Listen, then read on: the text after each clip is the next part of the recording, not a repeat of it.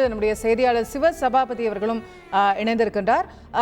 சிவசபாபதி, இப்போ பாதிக்கப்பட்டது நம்ம கார்த்திக் சொன்னது போல அங்க மீட்பு பணிகள் தான் பெரும் சவாலாக இருக்கிறது.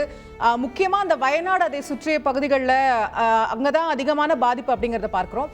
கேரளாவினுடைய மற்ற பகுதிகளிலும் ஏதாவது இந்த மழையினுடைய தாக்கம் பாதிப்புகள் இருக்கிறதா? அங்க வெளி மாநிலத்திலிருந்து வந்திருக்கக்கூடிய சுற்றுலா பயணிகள் பத்திரமாக திரும்புவதற்கு அங்க மாதிரி என்ன மாதிரி ஏற்பாடுகள் செய்யறாங்க, அது பற்றி தகவல் இருக்கா சிவசபாபதி? வயநாட்டுல ஏற்பட்ட 3 நிலச்சரிவுகள்ல 3 இடங்கள்ல ஏற்பட்ட நிலச்சரிவுல இதுவரைக்கும் 73 பேர் இறந்திருக்காங்க அப்படிங்கிறது உறுதிப்பட செய்யப்பட்டிருக்கு. இது மட்டும் இல்லாம ஒரு 250 பேருக்கு மேல மீட்கப்பட்டு மருத்துவமனையில அவங்களுக்கு சிகிச்சை அளிச்சுக்கிட்டு இருக்காங்க. இந்த மருத்துவமனையில சிகிச்சை அளிச்சுக்கிட்டு இருக்கவங்க தங்களுடைய தாய், தந்தை, குழந்தை, கணவர், உறவினர்களை தொடர்பு கொள்ள முடியல அப்படிங்கிற ஒரு விஷயம் ஒரு பெரிய அதிர்ச்சியா ஏற்படுத்தியிருக்கு. இது மட்டும் இல்லாம முண்டக்கை பகுதியில ஸ்ரீவேலி என்ற இடத்துல 300க்கும் மேற்பட்டவர்கள் தங்கியிருக்காங்க. அவங்க எல்லாமே ஒரு தீவு மாதிரி இடத்துல மாட்டிக்கிட்டாங்க.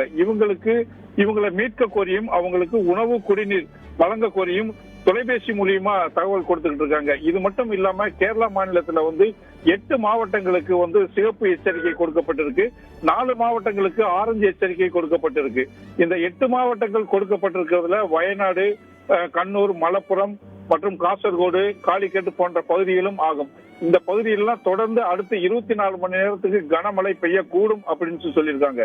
அதாவது இடுக்கி மற்றும் வயநாடு போன்ற பகுதிகளில் அதாவது இரவு நேரங்கள்ல பயணம் செய்வதை தவிர்க்கணும் அப்படின்னு இருக்காங்க. அதே மாதிரி வருகின்ற சுற்றுலா பயணிகள் மிகுந்த எச்சரிக்கையுடன் அவங்க உள்ள, அதாவது கேரளாக்குள்ள வர்றப்போ அங்க இருக்கிற தகவல் மையத்துல தங்களுடைய தகவலை தெரிவிக்கணும் அப்படிங்கிறதையும் சொல்லியிருக்காங்க.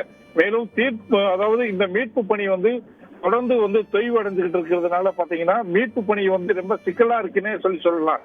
தற்பொழுது பாத்தீங்கன்னா மழை மற்றும் பனிமூட்டம் மற்றும் பனிப்பொழிவு காரணமாக பாத்தீங்கன்னா ஒவ்வொரு இடத்திலையுமே மீட்பு பணி செய்யறது பெரும் சவாலாக இருக்குன்னே சொல்லலாம். செய்திகளை உடனுக்குடன் தெரிந்து கொள்ள உடனே சப்ஸ்கிரைப் பண்ணுங்க.